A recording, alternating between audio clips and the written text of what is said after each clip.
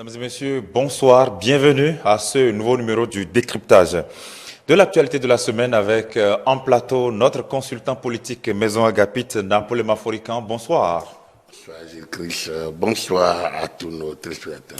Voilà, les téléspectateurs qui sont nombreux à nous suivre tant au Bénin qu'en Afrique et dans le reste du monde. En ce dimanche, vous avez pu suivre sur nos antennes un nouveau numéro donc de Dimanche, c'est politique, où déjà dans l'actu en 7, vous avez pu voir les images de la célébration de la journée internationale des droits des femmes. Ça a été fait un peu partout au Bénin, mais notamment aussi à ETélé. Nous savons aussi donner la place aux femmes. Agapit Nampolé Maforican, non seulement vous êtes consultant politique de cette maison, mais vous la dirigez également. Je vous sais un peu très rigoureux sur certains principes. Par exemple, vous n'êtes pas très féministe. On a pu se rendre compte dans vos émissions précédentes que vous n'êtes pas partisan d'une certaine discrimination, peut-être à outrance, à l'égard des femmes. Qu'est-ce qui explique que subitement vous puissiez autant dresser le tapis rouge aux femmes en organisant même une fête pour elles? Bon. Vous êtes tombé dans le folklore des 8 mars? Non, pas du tout, pas du tout. Disons que les femmes ont souhaité qu'on organise une petite fête. Et vous avez cédé, vous avez craqué? Oui, nous avons cédé parce que quand même, elles le méritent bien. Elles le méritent bien. Elles font presque jeu égal avec les hommes dans cette entreprise. Elles sont elles sont aux commandes. En tout cas, elles tiennent les leviers au même titre que les hommes à la réalisation, à l'infographie, à la rédaction, au cadrage.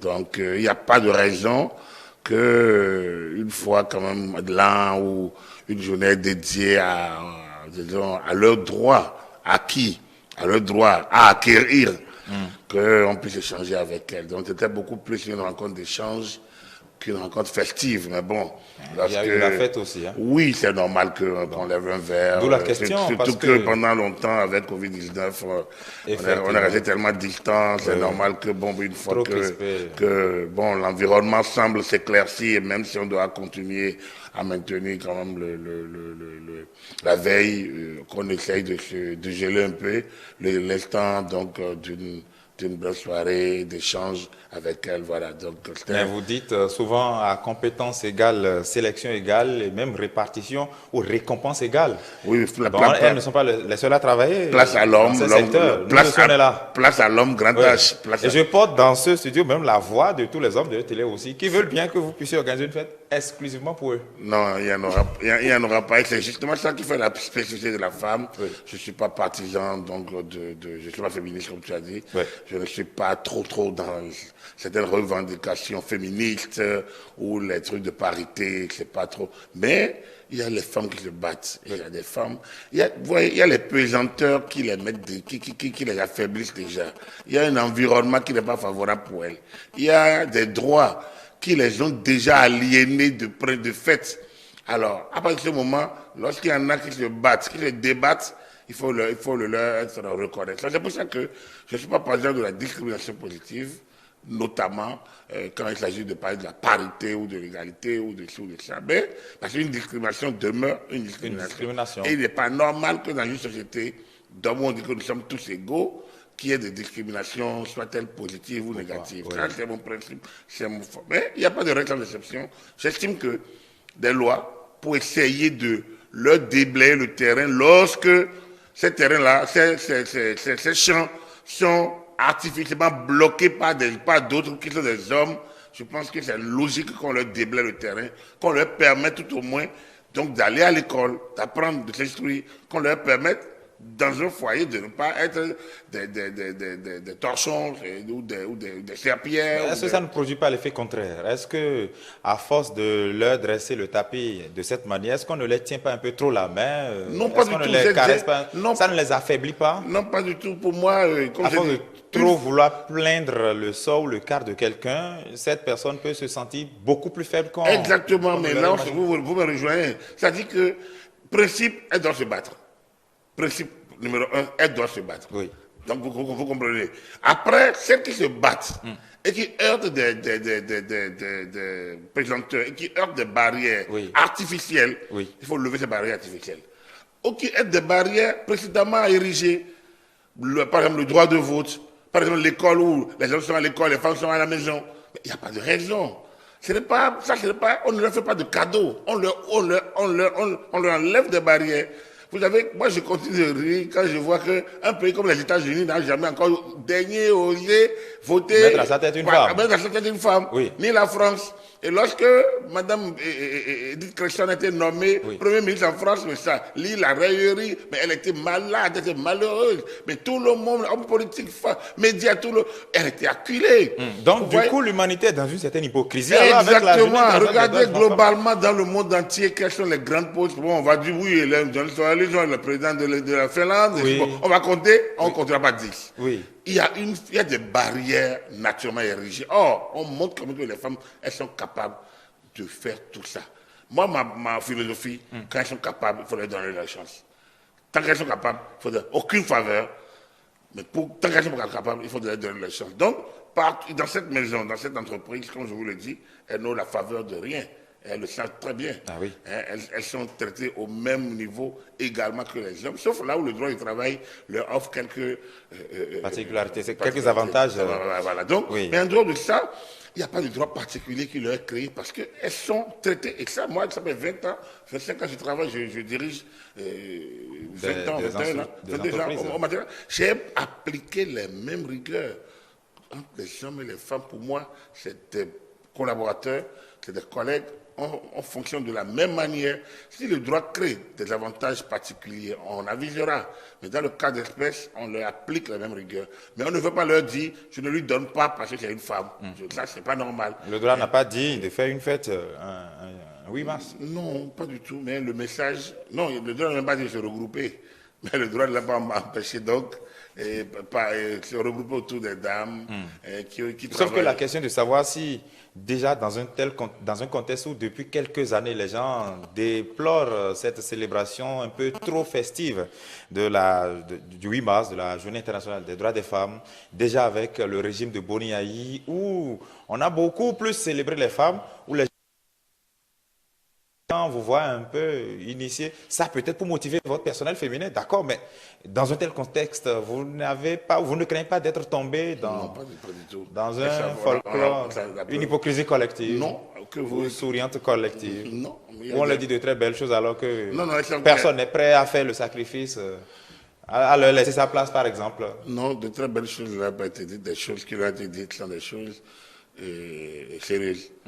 Et je leur ai dit, je ne sais pas si le compte rendu qui a été fait, mais si j'étais à leur place, il y a des petites revendications que j'aurais pu faire au directeur, qu'elles n'ont pas pu faire, mais que nous allons essayer de régler et leur montrer au fur et à mesure que ces revendications, qu'on réglerait ces problèmes, que voilà quelque chose que j'aurais pu demander. Vous savez, il faut être... On est africain. Moi, je suis béninois. J'ai grandi au village. J'ai grandi avec des dames. J'ai grandi chez ma grand-mère.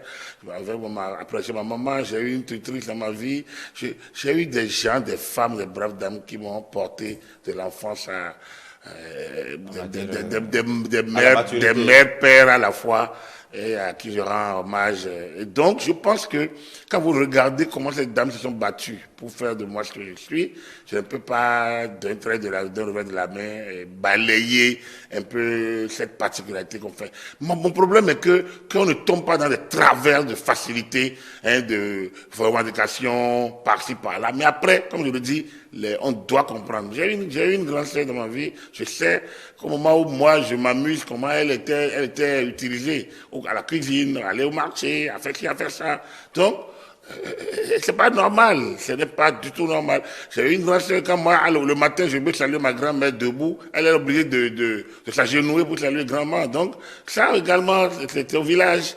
Et c'est pas normal, il n'y a pas de raison pour ces choses-là. Il faut lever ces barrières-là, parce qu'elles ne répondent à rien. Donc, une petite fête d'une heure, 1h30 pour parler. Et quand on dit une fête, il n'y a pas eu d'uniforme. Nous avons travaillé régulièrement, donc elles ont été conviées. La maison a tourné normalement, elles ont été conviées, juste on a passé des messages, et puis après, quel message? Des messages de sensibilisation pour qu'elles puissent savoir allier revendication et engagement et détermination à travailler. Comme le dit d'ailleurs, j'ai écouté, c'est Nelly Dodino, je l'ai suivi sur le plateau. Comme d'ailleurs Halilat Draman qui était présente, une collaboratrice, donc il disait, il ne s'agit pas donc de revendiquer quoi, il s'agit qu'on nous laisse notre place. Et ça, je suis tout à fait d'accord. Quand Nelly Dodino dit, je ne suis pas une cesse faible, et je l'apprendrai à mes enfants filles, c'est logique. C'est des choses comme ça. Et il ne faudrait pas, le message qui est passé, c'est que nos collaboratrices ne pensent pas qu'elles ont des droits, parce qu'elles sont des femmes, qu'elles n'attendent pas des hommes d'être galants au travail, qu'elles n'attendent pas qu'on se lève quand elles viennent, qu'elles n'ont pas de siège, elles doivent savoir que c'est l'entreprise, ce n'est pas un lieu de galanterie. Donc voilà, c'est le message qui ont pu être passé, mais après, bon, qu'on lève un petit verre ensemble, c'est quand même une convivialité. Donc voilà, c'est juste pour les encourager à continuer à se battre, parce qu'il y en a qui sortent au même genre que les hommes à 0 heure. Et si le travail nous l'obligeait, à 2 heures, elles ont un foyer, comme les hommes ont leur foyer. Donc, du coup, il n'y a pas de raison de ne pas quand même le leur reconnaître. Parce qu'il y en a d'autres qui se lamenteraient, elles ont choisi, elles le font avec beaucoup de détermination, de plaisir. Donc, c'est logique qu'on le fasse. Comme je le dis, je ne suis pas trop partisan. Mais vous ne voyez pas qu'au plan national ou même au plan international, il y a une trop grande hypocrisie autour de cette affaire Non, le 8 mars est beaucoup de gens ne tiennent pas ce genre de langage que vous tenez. Le 8 mars, c'est une bonne date. Quand vous regardez la bataille la façon dont c'est célébré. Quand vous regardez la bataille des femmes au niveau mondial, tout ça là, et comme disait mon cher Jonction, mon collaborateur François-Xavier Noumont, quand on voit que dans certains pays encore, les femmes ne peuvent pas aller accoucher sans montrer leur certificat de mariage, quand vous voyez qu'il y a des droits encore qu'elles doivent revendiquer, parce que des droits élémentaires, c'est-à-dire que des droits qui tiennent à leur identité ou bien à leur existence même,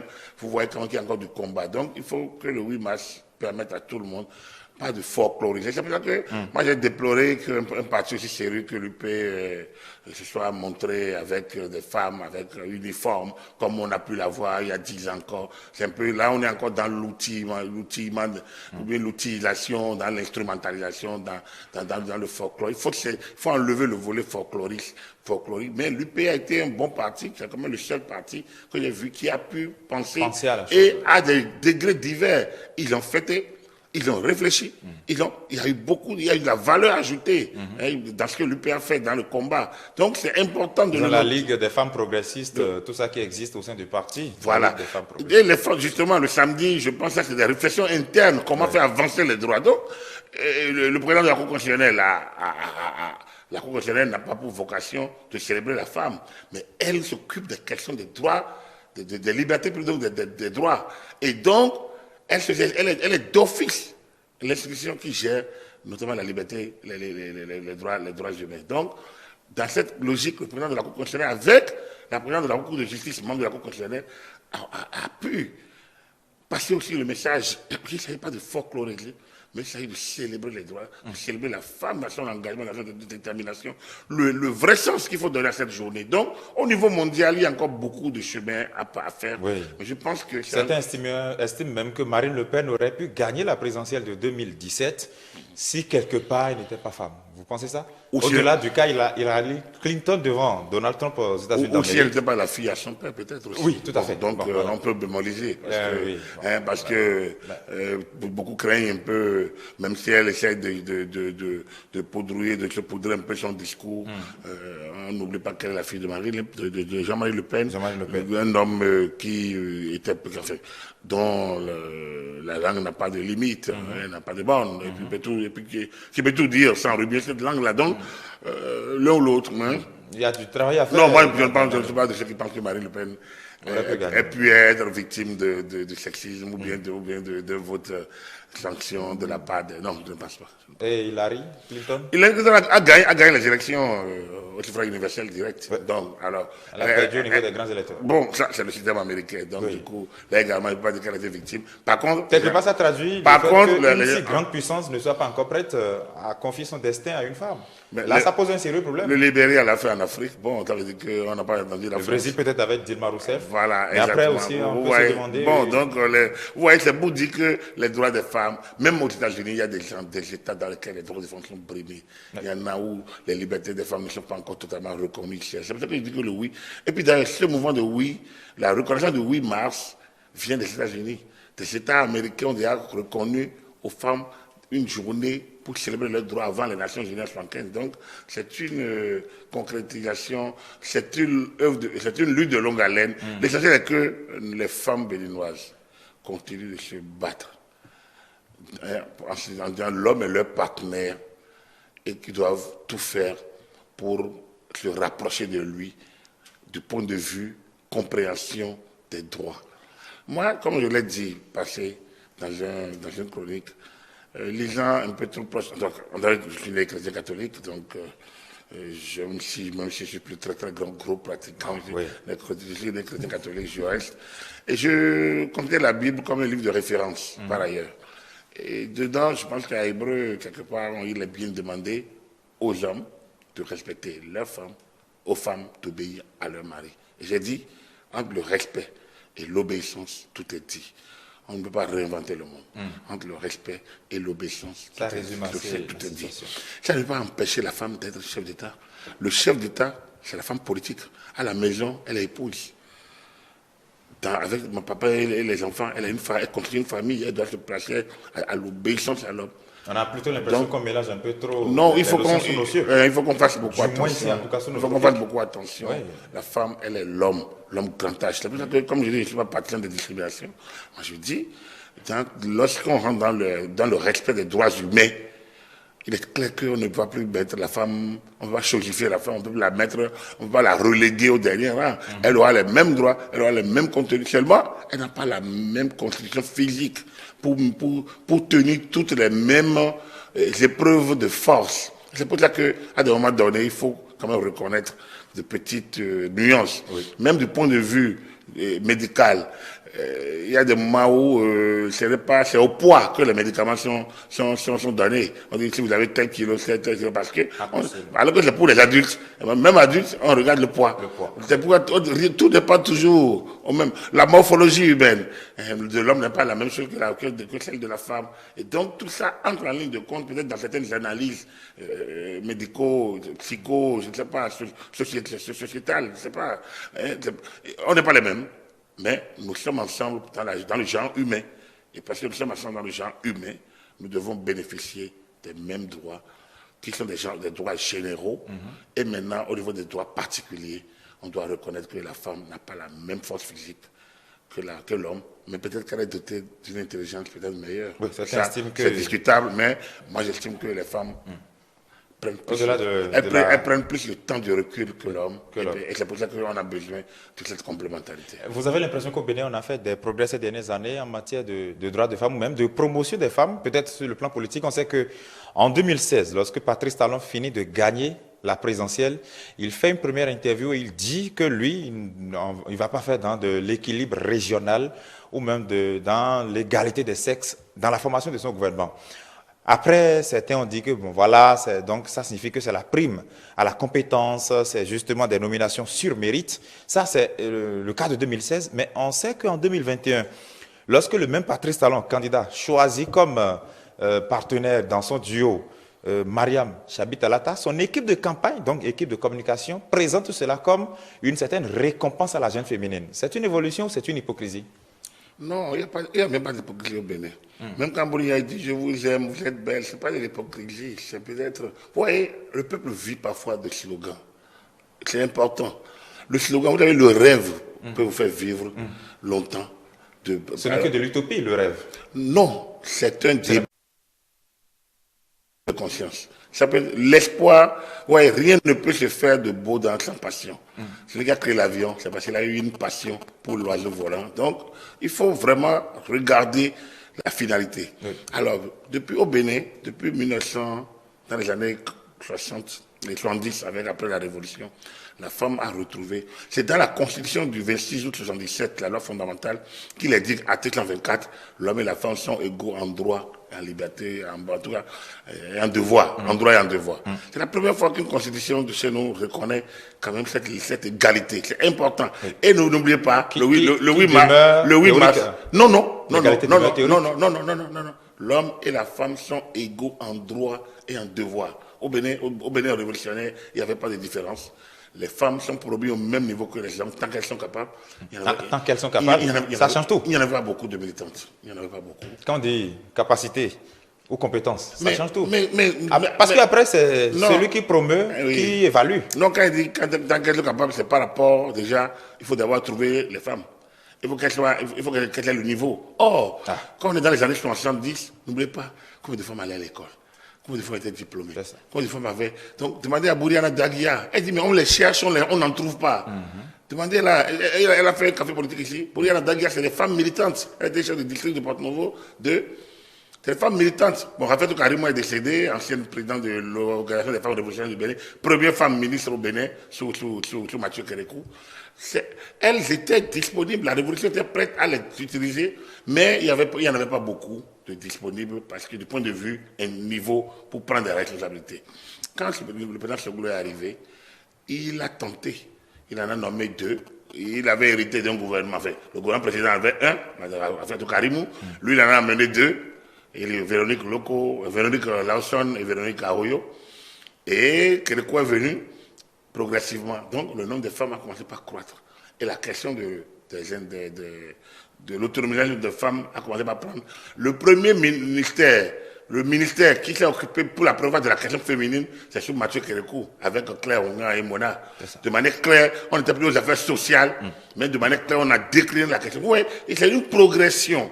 En fait, dans un pays où tout était masculinisé, où les gens, comme le dit Soglo, il a l'impression que les Béninois souffrent d'un complexe de castration. À un moment donné, il était agacé, compte tenu donc de ce qu'on disait par rapport à son épouse. Alors, dans un pays comme ça, créer un militaire en charge de la promotion de la femme, à l'époque, était nécessaire.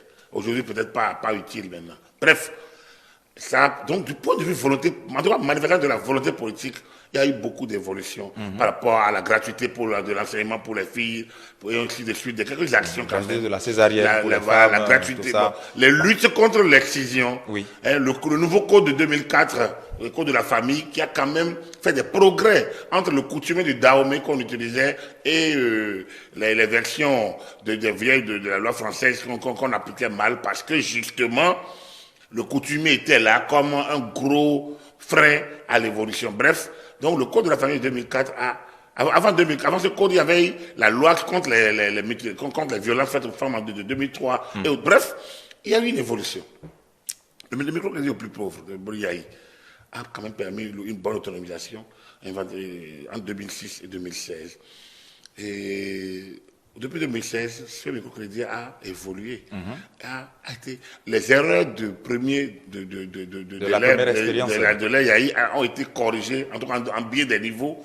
Et on peut dire que c'est l'une des réussites, c'est l'un des projets de réussite. L'un des projets de réussite. Voilà, en termes d'autonomisation des femmes. Alors, l'équilibre régional, tout ça, non, ça c'est pas ça qui valorise la femme. C'est pas maintenant un gouvernement, il y a eu un premier gouvernement de parité, il n'a jamais réussi à le faire. Parce que c'est complexe. C'est d'autant plus complexe que... Sauf que c'est là qu'on évalue les gouvernements. En 2018, on a voulu réviser la Constitution. C'est là qu'il y a folklore. En 2018, on a voulu réviser la Constitution pour, dit-on, promouvoir les femmes par les partis politiques. Non, pas pour faire parité. Au gouvernement. Non, justement, je vais en arriver. Je vais arriver à la discussion. Mais parité, là, Hollande a fait ça en France. Ça a évolué. Les trucs de femmes là, ont évolué en quoi? Leurs droits ont évolué en quoi? Ils ont gagné quoi concrètement en termes de droits? Il faut faire gagner le droit que de faire des actions symboliques qui disparaissent avec vous. Affaire de gouvernement, 8 hommes, 8 femmes, 2 hommes, tout ça, là, moi j'estime que ça a l'air de... Oui, on est 52%, il y a 52%, 53%, 54% de femmes. Mais est-ce qu'en termes de valeur ajoutée, du point de vue gestion des affaires publiques, ces 54% de femmes valent les hommes qui existent aujourd'hui? Pas évident. Il y a les conséquences des politiques antérieures d'il y a 40 ans, il y a 20 ans, il y a peut-être qui jouent encore, où on garde des jeunes filles à la maison, les filles d'Omégon. Ça existe encore à un niveau peut-être plus bas, mais ça existe. Donc, c'est les jeunes filles qu'on garde à la maison. Alors, lorsque vous dites 54%, et par exemple, les 20% sont déjà illettrés, sont nos mères à 1000 bras. comment vous voulez qu'elles ont les mêmes, qu'elles émergent dans la société de la même manière? Quand elles vont accoucher déjà à 16 ans, avec un mari qui leur fait faire 10 fois la maternité, où elles vont s'occuper elles-mêmes des enfants. Vous voyez comment vous voulez qu'elles s'autonomisent? Est-ce que ce tableau que vous peignez est actuel? C'est un tableau de 2022? Non, je dis que nous, aujourd'hui, il faut évacuer les conséquences des politiques anciennes. D'accord. Et c'est pour ça que... Mais la chose a évolué. Bien sûr, mais on ne peut pas aujourd'hui avoir les effets des 52-54% de femmes parce qu'il y en a une bonne partie qui n'ont pas encore le niveau pour être à la hauteur. Pour être visible. Oui, pour être, dans le même temps. Non, oui, c'est pas dans le même temps. On a beaucoup d'intellectuelles femmes qui sont ministrables. Quand vous dites beaucoup là, c'est par rapport à quoi?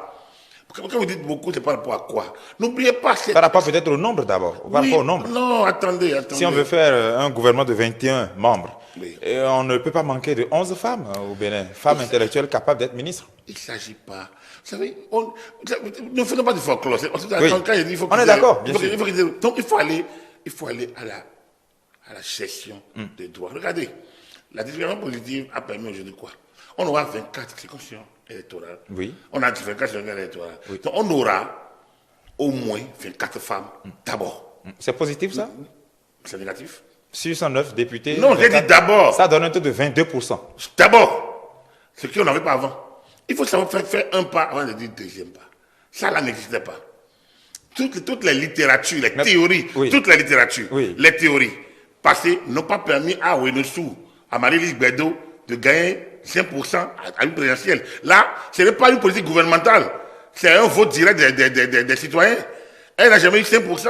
Alors, qui l'a empêché qui a empêché les femmes d'aller voter? On les accompagne quand même pas. C'est pas des pesanteurs anciennes. Il ne faut pas oublier. Donc, aujourd'hui, si on peut déjà, les 54% de femmes n'ont pas permis à l'IDBN, avec le Colonie d'Affaires de présidentielle, d'avoir tout au moins 10% de représentation pour pouvoir avoir voix au chapitre à l'Assemblée. Donc, c'est pour vous, non, pas à l'Assemblée, aux élections communales. Alors, si déjà les partis tenus par les femmes n'ont pas pu avoir droit à ces suffrages-là, ça ce n'est pas la politique des hommes, c'est l'électeur. Donc, c'est dire qu'il y a déjà un certain nombre de pesanteurs ou de réalités. Mais dans le même temps, blocage. Non, attendez. Oui. De blocage. Oui. Alors, que le gouvernement libère, que la politique volontariste de la majorité présidentielle du gouvernement libère ces 22 dont vous parlez de pourcents. Oui. C'est déjà un acquis. Mais on a attendez. Si on est en train de peindre une situation et en même temps on est en train de défendre son contraire. On n'est pas dans un contexte d'une chose et de son contraire. C'est ce que je dis. Oui. En France même, où on est la France, la démocratie française, aucun parti n'a réussi réellement ils ont fait une loi pour demander qu'il y ait un positionnement majoritaire, enfin, équilibré, 50. Mais on a ajouté, on ne peut pas vous forcer, on est en liberté. Que si vous ne pouvez pas vous payer les amendes, aujourd'hui, demandez comment les partis arrivent à faire les 50%. Parce qu'il se pose un gros problème sociétal. Les femmes, elles ont beau être plus nombreuses, toutes ne sont pas destinées à militer. Il y en a qui refusent carrément. Vous ne pouvez pas les forcer. Et c'est là que je veux en venir. Dans nos partis qui empêchent les femmes de sortir la tête.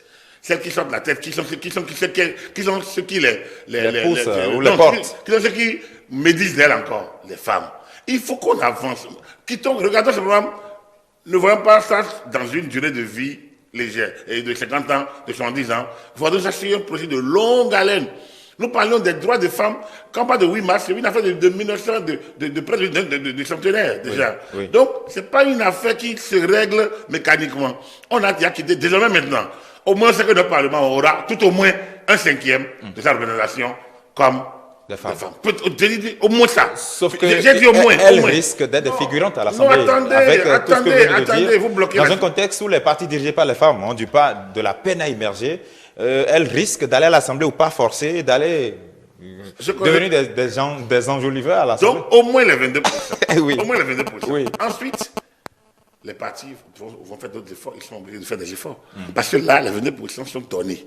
Après, on va valider l'effort de l'UP, l'effort du BR, l'effort de MPL. Oui. Bon, donc on a reçu le président. On va valider leur effort. Et donc, moi, je ne vois pas au Parlement moins de 45 femmes. C'est-à-dire qu'au moins, il y aura encore une bonne dizaine qui vont s'ajouter au moins aux 22, ça fait 32. Au moins, je dis au moins, parce qu'ils ont obligé de faire des efforts. Donc, au moins, mais moi, j'ajoute encore 10. Donc, je me dis, si on ne peut pas avoir, par le jeu des partis politiques, 10 femmes, plus le jeu institutionnel, qui est déjà à 22 femmes, à 22 femmes, on n'est plus à 24 femmes, on n'est plus à 22%. Donc, on est à 44 femmes, on n'est plus à 22%. On est d'accord. Donc, c'est dire qu'il faut travailler sur les droits. Moi, j'estime que c'est un travail de droit. C'est pas un travail de folklore, c'est pas un travail de brutalité, c'est pas un travail de marche. Je pense que ça se joue entre le législateur, le sociologue, l'historien. Il faut travailler sur qu'est-ce qui est à la base de ces présenteurs. Communiquer, parler avec les parties prenantes. Il faut que les partis politiques démontrent. Et là, on peut mettre une sanction pécuniaire. Que les gens, ils ne rentreront pas dans leurs frais de campagne ou bien ils perdront 10% chaque fois qu'ils sont incapables de positionner 40% ou 50% de femmes, par exemple. On l'a pas. C'est ça que j'appelle les politiques volontaristes. Ça ne peut se faire que par la discrimination politique, par la loi. Si on ne le fait pas, on n'ira pas plus loin. Maintenant, le faire aussi, quelle analyse sociétale nous avons fait pour juger de la qualité de ces femmes? Parce qu'elles ont beau être nombreuses, je vous l'ai dit, il y a les pesanteurs qui ont dû les empêcher d'être de la valeur ajoutée. C'est-à-dire qu'elles sont là, elles sont nombreuses pour porter les enfants en bas au niveau des foyers. Elles sont globalement illettrées ou à peine lettrées. Il y en a, et parmi les dames qui s'en sortent avec des diplômes, il y en a qui n'ont aucune envie d'aller s'essayer à la politique. Il y en a qui ne veulent pas sortir leur tête parce qu'elles ont peur du sorcier du village ou de la tante ou de la belle-sœur ou de la belle. Donc, elles préfèrent rester cachées pour vivre. Et donc, quand vous allez analyser tout ça, vous vous rendrez compte qu'on a beau mettre des tests, des partis vont aller quémander des femmes pour les positionner parce qu'elles n'en voudraient pas. Donc, il faut continuer la sensibilisation et évoluer. Mais il ne faut pas se focaliser que sur ça. La société va avancer. Comme je vous l'ai dit, les grands États-Unis, depuis 1789 ou 1707, quand leur constitution est en vigueur, ne se sont jamais lamentés de ne pas avoir une femme présidente. Là, maintenant, on a une vice-présidente. Mais ils ne se sont jamais lamentés de ne pas avoir une femme présidente. Donc, on continue de créer des droits, d'offrir des facilités là où il y a les balises qui empêchent les femmes d'avancer. Mais après, il faut qu'elles se battent elles-mêmes. Une fois que les balises sont en il faut qu'elles se battent, qu'elles tracent leur chemin. Comme les Claire Hunga et Mona dans ce pays l'ont fait, Roselyne Viara Soglo, les Raphaël Karimo, on en a parlé, comme d'autres aujourd'hui le font au Parlement. Thérèse Wanwa à l'université. Voilà, Thérèse Wanwa à l'université. Donc on a connu des braves dames. On a célébré Vivi l'International. C'est quand même, aucun homme ne lui a dressé des lauriers. Elle s'est battue par sa voix. Donc, il y en a, on peut Roselyne Soglo, quand tout le monde la décriait, avec Vidolé, elle a fait le tour du pays. Elle a pris les enfants en plein le corps. D'accord, on l'injuriait. Elle-même, elle répliquait. Alors, donc, je pense qu'il y en avait eu de braves. Il y en a aujourd'hui encore de braves. Il y en a aujourd'hui de braves. Regardez, moi, j'ai pas envie, si je parle de la fondation Claudine Talon, les gens vont dire, oh oui, mais c'est la propagande politique. Mais est-ce que vous voyez du bruit? Est-ce que vous voyez est-ce que cette fondation travaille avec bruit? Mais l'impact social de son œuvre n'est pas à dire.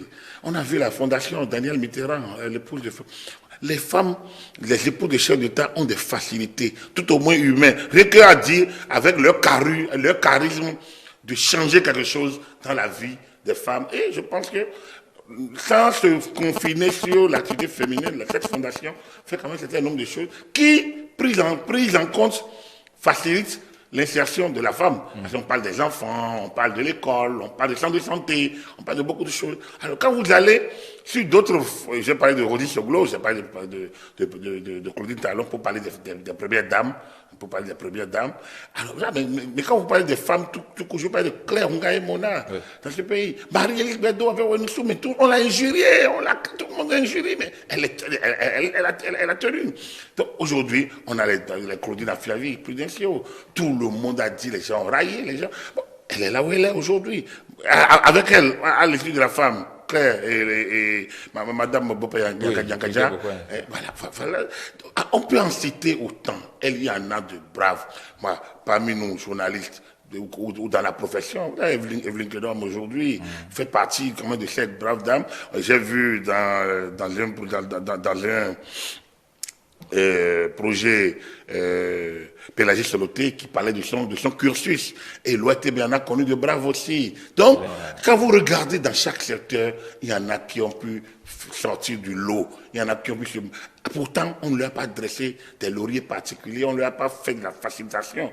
Mais tout le monde n'a pas cette chance. C'est pour ça qu'on est revenu, on est passé de télé. Je dis, dans cette maison, étant rigoureux avec tout le monde, nous validons quand même qu'il y en a de braves qui ne se plaignent pas, Cette émission est enregistrée par une dame. Absolument. Esther, elle sait bien qu'on n'est pas... À la caméra. Et voilà. Le cresse au son. Elle sait, voilà. Donc, mais Esther sait bien qu'on ne facilite, c'est pas facile avec elle. Oui. Elle peut rentrer à 2 heures comme les hommes. Tout à fait. Elle doit attendre que le journaliste finisse.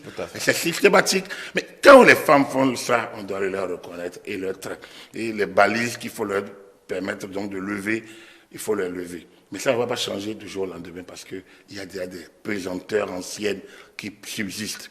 Je ne suis pas du truc... il y a des matchs de chant, de développement, tout ça. Moi, je trouve que c'est des... Ou bien on a créé des histoires de chant, tout ça. Moi, je pense que pour ça aide les gens à manger, boire, manger, tout ça.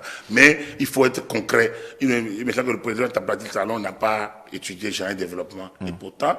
Et les députés qui sont à l'Assemblée nationale, je ne pense pas qu'il y en a des spécialistes de genre et développement. Je regarde rapidement. Et pourtant, on a eu des projets de loi. Là où c'était impossible hier, on a quand même eu cette discrimination positive qui, même si c'était moi, je ne serais pas trop parti ça, mais ça existe aujourd'hui et on espère que les 24 d'abord, oui. Et espérons 20 ou 24 en plus, pourront effectivement impacter leur temps et montrer que sur les 3 ans à venir, en 2023-2026, qu'elles ne font pas de la figuration. Il leur appartiendra de rassurer ceux qui pensent qu'il faille leur octroyer des droits et qu'il faille leur faire des discriminations positives.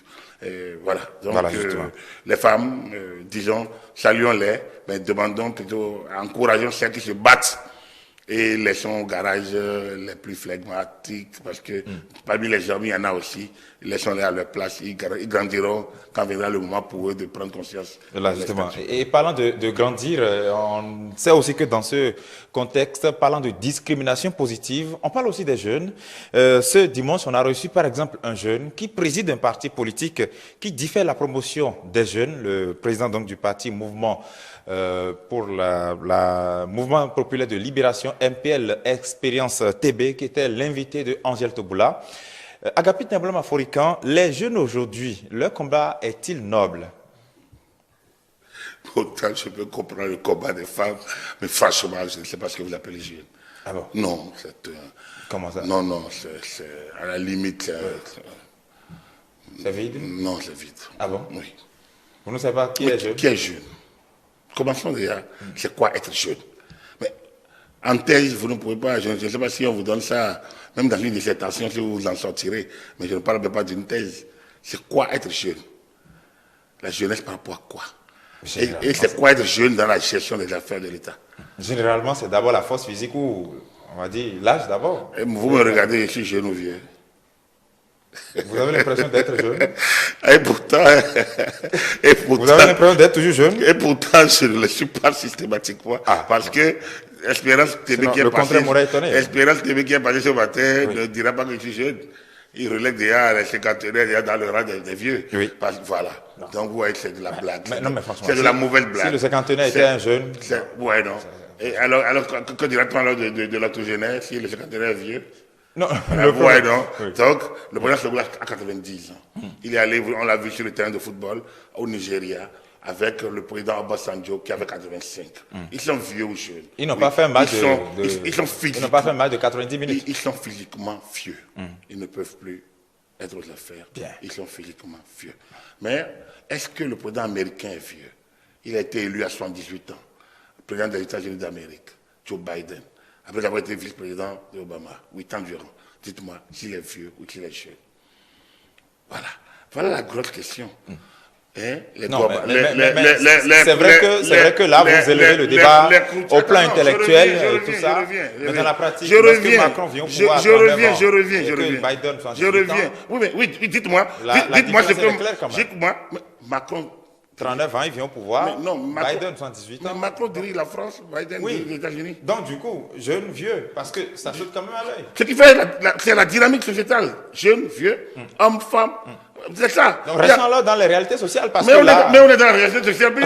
Biden, il est le président des États-Unis. Donc, il est dedans. Puisque vous êtes parti d'un postulat un peu théorique. Vous avez besoin d'une théorie. Alors que jeune. Oui. Bon, est-ce que Biden est jeune ou il est vieux?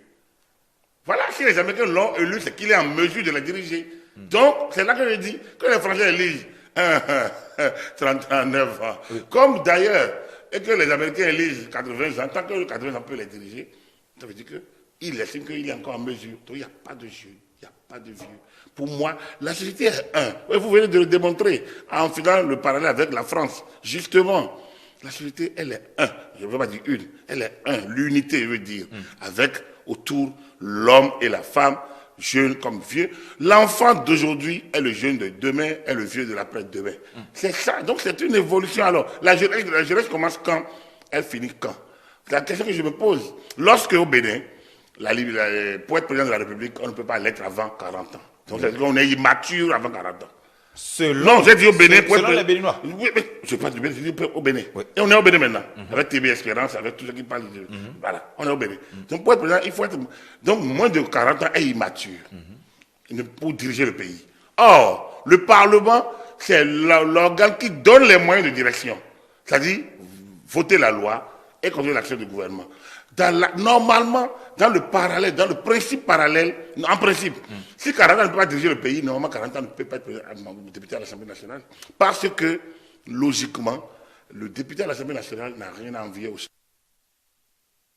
seul à diriger.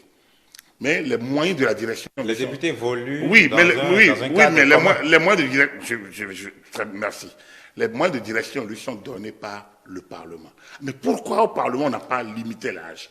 Parce que le Parlement, c'est la représentation nationale. Et donc, il faut tout l'éventail national des problèmes qui peuvent se poser à chaque tranche. Donc, dès que vous êtes majeur, je pense que pour être député, il faut avoir 25 ans. 25 ans, très bien. Donc, dès 25 ans, jusqu'à INSA. Oui. Voilà. Et maintenant, on ne peut pas faire plus de 3 mandats. On a limité maintenant. Oui, on peut pas faire ce qui est déjà important au niveau du combat de la jeunesse. Je reviendrai là. Donc, après de 25 ans, jusqu'à 70 ans, 80 ans, vous êtes en mesure. Donc, l'éventail de 109 députés permettra quand même d'avoir toutes les tranches d'âge pour évoluer, pour poser les problèmes de la société béninoise. Mais qu'un groupe d'âge, ou bien qu'un groupe dise, nous on est jeunes, c'est nous qui voyons mieux, eux ils sont des vieux, ils n'ont qu'à aller se mettre de côté, ils ont déjà fini pour eux, mais c'est des paresseux. C'est un langage de paresseux. Non, sauf qu'ils ont besoin de défaitiste. Ils ont besoin de le dire pour effectivement se faire entendre. C'est un langage de défaitiste. Non, comment ça? Il faut se battre. Autant vous comprenez les femmes qui veulent bien qu'on leur serve leur place, autant vous ne comprenez pas les jeunes. Vous avez vu toute la démonstration que j'ai faite pour parler des femmes. Ça va de pair. Non, du tout. Si, par exemple, au Bloc républicain. Non, au Bloc républicain, les gens ont prévu 30% pour les jeunes, 30% pour les femmes. Ça veut dire que quelque part, les bains au même pied d'égalité. Ils se sont laissés avoir. C'est qui les jeunes? Ils se sont laissés avoir. C'est du populisme. Je vous dis, aucune contingence mondiale, aucune contingence naturelle, aucune contingence physique, aucune morphologie n'empêche un jeune de se battre pour être au même... Qui vous appelez quoi, jeune? En 60, les Trivois avaient 28, 29 ans, ils sont rentrés au gouvernement de Magra. Oui. En 70, Mathieu Kérékou avait 38 ans quand il prenait le pouvoir, 37 ans. Qui vous appelez jeune? Aujourd'hui, les Lazaweteurs ont fait truc au combat au niveau du mouvement pour une alternative populaire, le MAP. Demandez à la Lazaweteurs aujourd'hui et à son groupe, Sawito, je ne sais pas qui était le docteur Paul Aïmona, demandez-leur aujourd'hui c'est quoi la jeunesse et en quoi leur combat a changé le Bénin, particulièrement quand ils sont rentrés dans le gouvernement Kérékou. Alors, mais demandez si Lazare, à côté de Offshore, dans la direction de campagne de Mathieu Kérékou en 2001, n'a pas pu faire passer ses idées d'une manière ou d'une autre. Et vous comprenez que la société, elle est une. Yahi Boni est venu au pouvoir à 56 ans, comme Soglo d'ailleurs, un peu ou prou. Comme Kérékou, Et non, pas Kérékou, lui, il était venu à 37 ans. Le président Talon est venu à 50 ans. Même chose, pratiquement. Alors, ils sont vieux, ils sont jeunes. Voilà la question. On parle de quoi? Donc, moi, quand je suis en face des gens... Oui, laissez-moi finir mon débat. Non, laissez-moi finir mon débat. Quand je suis en face des gens qui posent ce problème, je dis, quels sont les termes du débat? La vieillesse, c'est quoi? La jeunesse, c'est quoi? À l'université, je suis vieux à partir de quel âge? Au collège, je suis vieux à partir de quel âge? Dans la gestion des affaires de l'État, je suis vieux ou je suis jeune à partir de quel âge? Alors, je vais vous permettre de continuer en vous donnant cet élément. Pourquoi est-ce que lorsque je travaille dans la fonction publique et que j'atteins 60 ans, ou plus ou moins la soixantaine, pourquoi dois-je être admis à la retraite? Je vous réponds. Oui, pas parce que vous êtes vieux, bon? mais non, du tout. Parce que la preuve, l'âge de la retraite a évolué progressivement. Là, aujourd'hui, donc, il y en a qui vont dire 65 ans. Alors qu'avant, c'est 55 ans d'âge ou 30 ans de service. Pourquoi on a évolué? Posez-vous la question. Ce n'est pas parce que vous devez céder place. Vous avez cotisé pendant un temps donné, il faut céder place pour qu'il y ait une autre. Là, on est dans l'administration de l'État. Mais les mêmes qui quittent, ils sont à la maison, ils sont utilisés, soit comme consultants, soit comme. Donc, ils sont toujours utiles dans la société. Ici, on parle d'éligibilité. Ici, on parle d'occuper des postes. Oui. Mais personne ne cède la place à personne. Vous battez vous êtes dans un parti politique. Impactez le parti. Faites en sorte que lorsque Bida, dans la Donga, puisse détrôner d'anciens de la région de l'époque, il n'a pas quitté le ventre de sa maman le jour-là même. Il s'est battu. Il a dû se donner un nom. Je prends ce nom, mais Modeste Kérékou, pour être au Parlement, jeune, en 2003, je ne sais pas si je me trompe. Pour y arriver, il faut bien que le président ou les dirigeants du parti acceptent vos positions. Oui, mais attends, mais allez faire votre combat. Vous avez beau impacter, allez faire votre combat dans le boîte brillant, ou alors vous créez. Il faut bien qu'on puisse. Ou alors vous créez un parti. Position sur la liste. Mais, mon cher, j'ai dit, soyons pas paresseux. Moi, j'ai milité, je suis militant. J'ai fait de la révolution au collège, j'ai milité politiquement, je suis un consultant, je suis un analyste. Ce qu'ils font, ces gens de débat là, c'est des défaitistes. C'est des gens qui ils abandonnent vite parce qu'ils voient qu'ils ne sont pas capables. Il faut se battre pour mériter sa place. Partout. Personne ne va vous céder une place. Même pas un centimètre. Mais vous voyez, la nature a réglé tout, c'est faux. La nature a réglé tout et la législation actuelle a accompagné. La nature a réglé, il y a la mort, il y a l'invalidité, il y a la fatigue physique, il y a les promotions qui font que naturellement nous cédons les places. Sauf qu'il y a un autre facteur qui défie tout ça, sauf presque la maladie, c'est l'argent, la recherche de l'argent. Ça veut que personne n'a envie de céder sa place. Mais c'est normal. Quand on sent une certaine faiblesse physique, on préfère se mettre là toujours. D'accord, mais il faut bien que des gens qui se sentent physiquement plus valides tapent du poing sur la table pour se faire entendre. Mais qui tape s'entendre? C'est ce qu'ils font. Non, ils se lamentent. Ils se lamentent. J'ai écouté M. Tébet ce matin, mais c'est pas possible. C'est comme si même il n'y a que les jeunes pour réfléchir. Et qu'ils demandent aux gens de se mettre de côté. Personne ne se mettra de côté. Moi, à 50 ans, je ne me sens pas vieux. Je suis allé à la HAC à 35 ans. J'ai été élu président des journalistes à 30 ans. Et de 30 ans, je sais ce que j'ai fait bâtir, nous, les fêtières d'aujourd'hui, pour regrouper toutes ces velléités, avoir 2 unions fêtières, ça a été un travail personnel. Je sais combien d'investissements j'ai mis, mais avec l'assentiment des autres présidents mais la négociation avec plein de clans et de volontés. C'est pas si facile que ça. Arrivé à 35 ans, je sais combien de présidents, qu'est-ce que je n'ai pas affronté d'anciens, d'aînés, des gens qui te voient un peu trop agité, fougueux, machin, tout ça. On t'a bloqué par dans mon cas. Hein? Non, il faut se battre. Il faut se battre.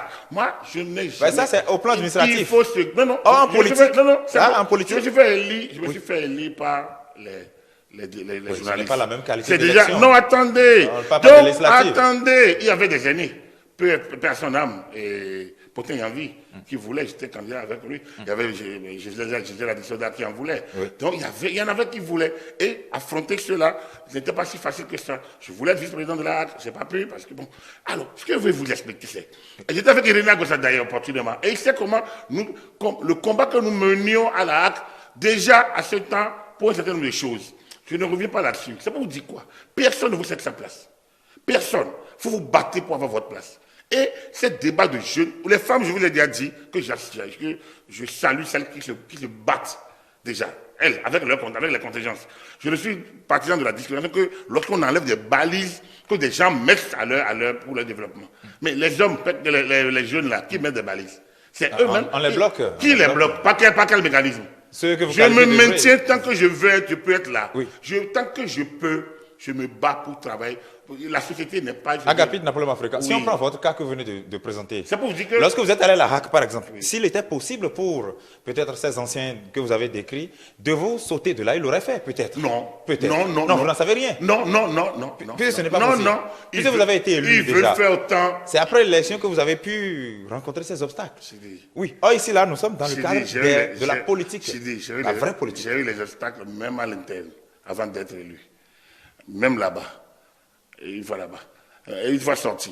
À l'ANLC, même chose. Partout où vous passerez, il y aura toujours ces combats, ces batailles. C'est des batailles de génération. On ne voit pas les mêmes. Le vieux assis voit loin que le jeune debout. On continuera toujours à discuter. Est-ce que Patrice Talon, à 30 ans, lorsqu'il a fait, il mène une politique de révolution aujourd'hui dans le pays, sans coup d'État, sans marche, mais nous changeons notre société sérieusement. Même ceux qui sont contre lui constatent que la société change. Et c'est lui, c'est un quinquagénaire, c'est ça non? Et un sexagénaire. Voilà, donc aujourd'hui. Oui. Donc, on a besoin, mais autour de lui, il y a qui? Il y a Romuald Wadani, ministre d'État, un homme important du dispositif, très discret, un jeune. On a Aurélie Adam Souley Zumarou, c'est une dame qui travaille pas dans l'ombre, elle est là un bon temps, elle ne bavarde pas, elle a son travail. Vous allez citer, il y a Mewanou, la ministre des Microfinances, c'est des vieux ou c'est des jeunes? Vous regardez au gouvernement, au Parlement, c'est Dami Médégan, elle est vieille ou elle est jeune? Et j'ai parlé de Bida, peut-être pour Meki. Non, au gouvernement, j'ai au gouvernement. L'autre avait déjà utilisé au Meki aujourd'hui. Oui. Alors, quand on regarde, c'est ça l'équilibre. La société a besoin partout. Regardez, à l'UP, Gigi Lokwe était tête de liste, Tchaou était son successeur dans le champ suppléant. Gigi Lokwe a été élu, il a cédé la place à Tchaou. Est-ce qu'il y a quelqu'un mais pourquoi vous cherchez l'exception? Pourquoi déjà ne met pas Tchaou tête de liste et Gigi Lokwe suppléant? Et pourquoi vous voulez que ce soit comme ça? Est-ce que c'est entre l'enfant et le père? De quelle promotion? Il ne faut pas tourner la tête aux valeurs au nom de la paresse.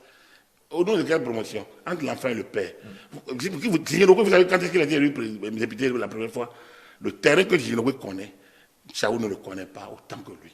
Un vieux debout, un vieux assis voit plus loin que je. On est d'accord. Mais il faut un Tchaou, qu'un jeune aussi vienne pour pouvoir voir mieux loin demain. Un Tchaou ne s'est pas plaint. Oui. La preuve, il a été aujourd'hui. On n'en sait rien. Non, il s'est pas plaint. Non, Tchaou est un ami personnel. On en a causé d'ailleurs. Et il si c'était plein, vous viendrez. Il était vice-président. Si. Vous allez le dire en plateau sans donner son nom. Et il a été vice-président de la Corse et puis il n'a pas démérité. Quand vous regardez au Parlement aujourd'hui, la moyenne d'âge, ça tourne de 40 ans. On ne peut pas dire que notre Parlement est vieille. Et puis vieux. Bon, on a regardé, on dit, bon, un douanier à la retraite. On ne peut pas regarder ces cas-là. On peut tout. Il faut un ensemble. Qui dirige l'Assemblée, bien sûr. Est-ce qu'ils dirigent par... Mais c'est les députés ils ont élu leur président. Pourquoi quelqu'un, parce qu'il est jeune, va se plaindre? Donc vous voyez, comme il coûte, c'est un vieux, c'est un jeune. Par exemple, il a dirigé, il a eu une fulgurance, une ascension fulgurante. Mais est-ce qu'en tant que jeune, est-ce qu'il ne pourrait pas faire mieux que ce qu'il se fait aujourd'hui? Pour moi, j'estime qu'un jeune brave, quand lui a fait ce cheminement, normalement devrait affronter son destin, par exemple. Mais sortir, c'est un choix. C'est un choix. C'est un choix. Je respecte son choix. Mais moi, quand on me dit la jeunesse peut tout avec tout ce que j'entends, c'est pour dire, quand j'ai pris mon exemple, c'est pour dire que nous avons pris tous à ces âges-là. Moi, j'étais responsable d'école depuis mon enfance, donc à toutes mes étapes, je me suis battu toujours pour être là où je dois être. Ça veut dire quoi? Tout jeune qui se bat aura toujours sa place. Il n'y a rien à faire. S'il n'est pas député, il sera utile dans la société. Ici ou là, la société utilise toujours ses plus braves des militants et défenseurs. Donc, ce n'est pas au Parlement qu'on doit être pour être le meilleur. Un parti politique. Sauf que c'est au Parlement que se dessinent vraiment les contours de la politique. Il y a les réflexions préliminaires. Oui, j'ai entendu, on dit que les députés qui sont là, on dit ça vient d'en haut. Oui, mais un Parlement est justement le relais de la volonté de l'exécutif. Après, il y a débat. Sérieusement? Si le Parlement ne peut pas... De la volonté de absolument. Non, dans toute... Attendez. Vous avez... Contrôler l'action gouvernementale, légiférer, c'est deux prérogatives qui ne sont pas proches de relayer la volonté de l'exécutif. Le Parlement a vocation à transformer la volonté de l'exécutif en loi. Pour que l'élu... Le Parlement a plutôt vocation, écoutez-moi, de légiférer sur ce que l'exécutif demande ou pas. Non. Bon, ça c'est la théorie. Je vous décline maintenant ce que ça veut dire. C'est ça que je vous dis. C'est pour ça que... Pourquoi on a quitté le septennat en France pour venir au quinquennat? Pour éviter qu'il y ait cohabitation. Que l'exécutif soit différent de la majorité et qu'on soit obligé d'aller à une élection où ça crée des chocs. Lorsque le Congrès et le Sénat aux États-Unis sont différents et ils sont en opposition avec le législatif, parfois les États-Unis sont en cessation de dépenses alors qu'ils ont les sous parce que justement il manque cette cohésion. C'est pour ça que quand il dit que le Parlement doit traduire en loi les volontés de l'exécutif. Ça veut dire qu'il n'y a pas de débat. Mais le problème est que un président, il est d'abord élu. J'ai entendu aujourd'hui, on dit, bon, les gens qui défendent, il y en a qui veulent que, il veut que les médias soient le relais de la lutte des jeunes, mais il faut pas même, contre certains qui défendent maladroitement les idéaux de la rupture. Comme si la rupture s'est imposée par la force. Il oublie que la loi qui a été utilisée pour que ne soit pas au Parlement, c'est une loi de 2015, d'un Parlement de 2015 qui était là avant l'arrivée des talons, et qu'ils ont été déboutés, eux, MPL, la Sénat ne les a pas gardés. Ils sont allés au contentieux avec la Cour suprême qui ne les a pas validés. Et il n'a pas, au lieu de faire amende honorable, on revient encore à taper. Non, là n'est pas le problème, mon cher. Le problème est que le rôle du Parlement, et il faudrait que les politiques le savent. Il faut qu'ils le sachent. Parce que s'ils ne le savent pas, ce n'est pas nécessaire. C'est ça qui crée les frondes. La loi dit, la Constitution dit, par exemple pour le vote du budget, que de nouvelles dépenses introduites par le Parlement doivent en même temps être compensées par les nouvelles recettes. Dans le budget, le projet de budget, quand le gouvernement présente son projet de budget, si vous en tant que parlementaire, en tant que représentant du peuple, si vous insérez des dépenses nouvelles, vous devez trouver en même temps là où trouver les recettes. C'est ça le problème. Les lois, si je suis élu président de la République et le Parlement va me bloquer, la Constitution prévoit l'ordonnance. Parce que celui qui est évalué à la fin du quinquennat, c'est le président de la République et non le Parlement. Le Parlement est là pour accompagner. Ce n'est pas le bavardage du matin au soir d'empêcher une loi. Lorsque les gens ont empêché la révision de la Constitution de 2017, oui, et qui sont incapables de justifier pourquoi ils l'ont fait. Où est-ce qu'on est allé? On a perdu de juger Patrice Talon sur le mandat unique. On a perdu d'avoir une cour constitutionnelle rebâtie. Oui. On a continué d'avoir une HAC mieux ficelée. On a tellement perdu et personne n'évalue ça. Et on parle de... On aurait pu rattraper tout ça. Et on parle du Parlement, on parle de députés nommés. Je pense que les jeunes ont besoin de faire des analyses de fond et non de reciter un peu de manière comme de leurs prédécesseurs des années 40, 50, 60 là, comme les mêmes choses de jeunesse au pouvoir jeunesse. Il n'y a pas un gouvernement de jeunes, il n'y a pas un gouvernement de vieux. Il n'y a pas un parlement de jeunes, il n'y a pas un parlement de vieux. Il y a un gouvernement, il y a un parlement et c'est au nom du peuple que tout ça agit. Et un peuple n'est pas vieux contre un peuple qui est jeune. Le tout est ensemble. Vous ne pouvez vivre. On voit tous ces bons qui disent ça là. Vous allez les voir, allez vénérer leur papa à la maison. Allez pleurer la mort de leur grand-père. Et au même moment, ils veulent que d'autres disparaissent parce qu'eux veulent les placer. C'est de la paresse mentale. Il faut que les gens puissent être moins paresseux mentalement. Ils travaillent beaucoup leur intellect et ils se battent surtout en disant nous allons nous battre. Moi, Thomas Sankara, on finira peut-être par là. Quand Thomas Sankara demande aux gens de se battre, de se révolter, ce n'est pas de prendre les armes, mais c'est le travail. C'est par le travail. Partout où vous êtes, travaillez. Si tu es balayeur de rue, comme Douglas Malloch, balaye la rue pour que, comme le conseil Douglas Malloch se dit, balaye la rue pour que quand quelqu'un passe par là, on dit ici vécu un grand balayeur de rue. Si tu es commis, fais ton travail pour qu'on dise, on a connu un grand commis. Mais si tu penses que c'est parce que tu seras président de l'Assemblée ou président de la Cour constitutionnelle que tu vas valider les choses et que c'est là que tu seras grand, franchement, il n'y aura qu'un fauteuil tous les 5 ans. Nous sommes 12 millions de Béninois, tu vas attendre à moisir comme on attend que Jésus revienne depuis 3000 ans, tu vas attendre. Je ne sais pas combien vont vivre de manière en chair et en physiquement cette fameuse arrivée, retour de Jésus. Voilà. Je suis chrétien catholique de c'est naissance. oui. Donc, on est en temps de passion de Christ. Oui, Alors donc, je reviens un peu sur cette... parce que, vous voyez, la passion de Christ lance le processus jusqu'à l'ascension. Absolument. Et donc, on va dire, il reviendra bientôt. Oui, nous espérons que tous nous ressusciterons. C'est ça. Alors donc, c'est dans cet espoir, Oui. nous sommes croyants. Ça. Je pense que les jeunes doivent espérer conquérir leur place s'ils ont 20 ans. S'ils n'arrivent pas à le faire à 20 ans, à 30 ans, ils poursuivent. Si à 30 ans, ils n'arrivent pas à 40 ans, jusqu'à 70 ans, jusqu'à ce que leur force les abandonne et qu'ils cèdent place à d'autres. Ainsi va la vie. Merci beaucoup. Ça, c'est une très belle conclusion pour cette émission Agapit Napoli Maforican. Merci pour les éclairages de ce soir. Merci à vous également qui nous avez suivis de bout en bout. Passez une belle suite des programmes sur nos antennes. On se retrouve le dimanche prochain. À très vite.